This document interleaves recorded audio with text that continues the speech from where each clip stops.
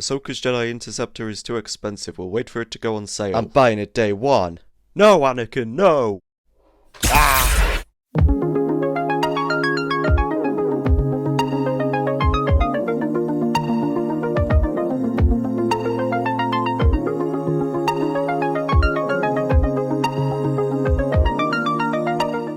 Hey guys, welcome back to Broken Bricks. Today we're having a look at Ahsoka's Jedi Interceptor. We're going to open it up, we're going to build it. I'm going to review it after I've completed each bag rather than showing just the final product. And then we're going to put it on a tier list where I'm going to be putting all of the sets I review on the channel.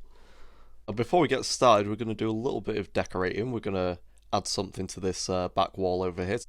I've got this really nice poster from The Mandalorian Season 1. I've had this for a while, but we're going to go ahead and add it to the wall just over there. Now the wall's looking a bit more interesting. Over time I do want to keep adding more artwork and posters to the wall, just so we're not dealing with this plain grey background the whole time. Here's all the set details. I just made this little presentation rather than reading it all out. So this set cost $24.99 in the UK, which is a very reasonable price, and wait a minute. No. No. No! Ah! Alright, we'll talk about the price later, but for now let's start building.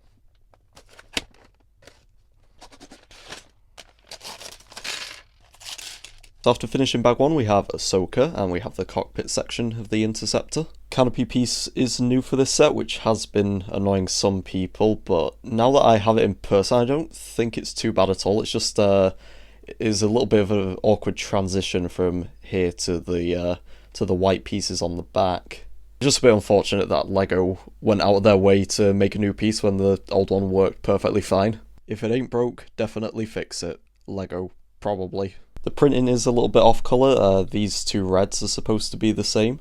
That is to be expected, that type of thing happens all the time. Got the dish piece on the front and you can kind of not really see through it. Are you kidding me? I'm blind.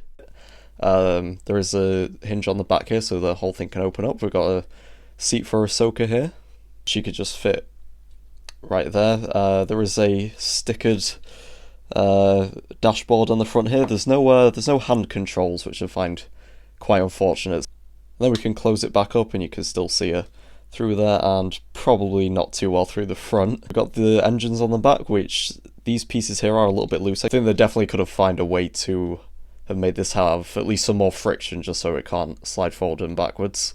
Underneath we have the spring-loaded shooters, which are currently empty, and we've got some nice inverted curved pieces to give the bottom a really nice finish. So here we have the Ahsoka minifigure. This is the first time since 2013 that we've had this particular outfit from her, from season 3 to 5, and this is a massive upgrade over the last one. So this is using the same head tails piece as the one from the Ahsoka show, which I think works perfectly well. The blue on it is printed really well, it really pops. Then we've got the printing on the front for the headband, which looks really crisp, and then we've got the Padawan braid going over the top there. The headpiece is new and it has double-sided, so here we have the angry combat expression, and then we just got a smile on the front. I'm glad they didn't just reuse one of the previous Ahsoka heads. This one's very accurate to the Clone Wars, and it makes her look a lot younger than the one from the Ahsoka TV show. And the rest of the printing for her outfit's really nice. The colour matching with the orange is pretty good, especially on the back where it lines up with the shoulders. That matches fairly well. And LEGO went the extra mile to make her the right height by giving her the mid-legs. You might say she's shorter than I expected. So like I said before, this minifigure is a massive upgrade over the previous one, especially it doesn't have the horrific Clone Wars eyes. This is honestly probably my favourite part about the entire set. I'm really happy with this minifigure. From bag 2 we have the left wing here, then we have R7A7. He's got his little slot right there, so he can just fit, if his legs will stick down, there we go, he can fit right in there. You can see this whole, I didn't even get his leg down properly, there we go. So we can go ahead and attach this to the cockpit, it just slots in right here. So the wing uses a lot of different angled plates to build up the, we've got the pattern here, and then we've got the armor plating on the front. Got the little winglets on the top and the bottom, and on the top there's this dark grey piece to kind of represent the inner workings of the starfighter underneath all the armour. So I think this is the first time that they've done this, and it does match up really nicely with the winglets. There are stickers on the outside and on the inside as well, which are a little bit annoying to apply, but it does look really good with the pattern here. Again, the colours don't quite match up, but that is unfortunately the standard. And there's some nice bit of detail back here as well with the ingot piece here and the shield piece here.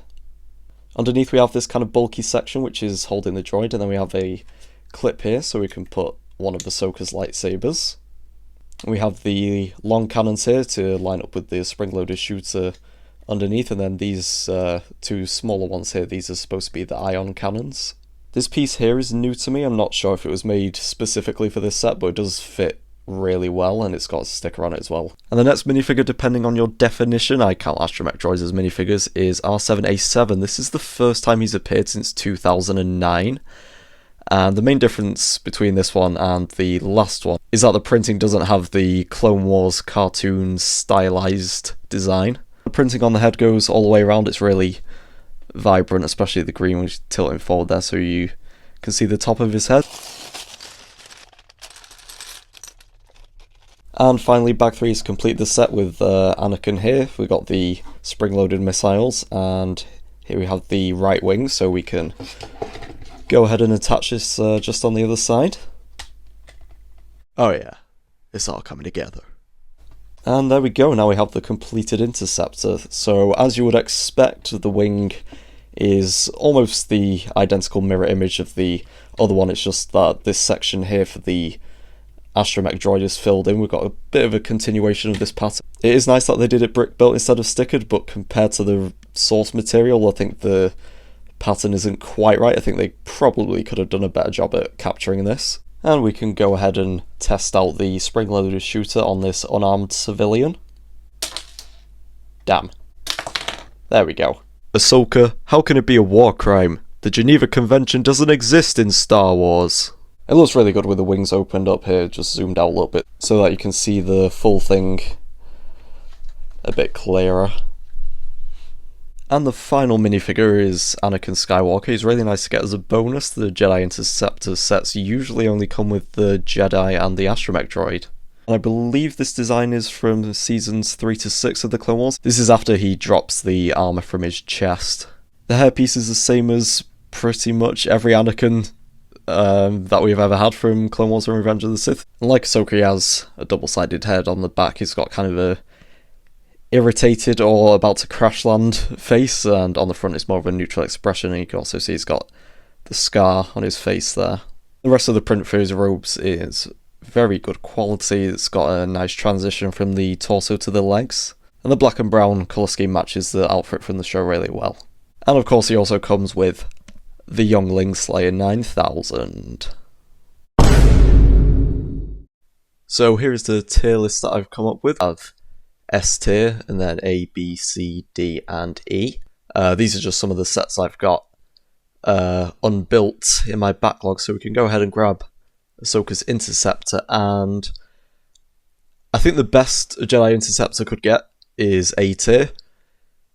Considering the price and the changing of the cockpit design for no good reason, I think we're going to have to put this in B tier. I do really like the minifigures. Getting Anakin as a bonus is really good.